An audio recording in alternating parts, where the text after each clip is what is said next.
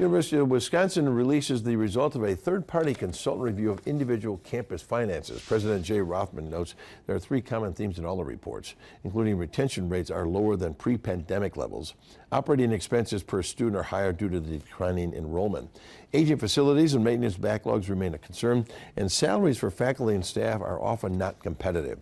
For UW Green Bay, its review found that without further action to rectify the budget, the tuition fund could be depleted by fiscal year 2027.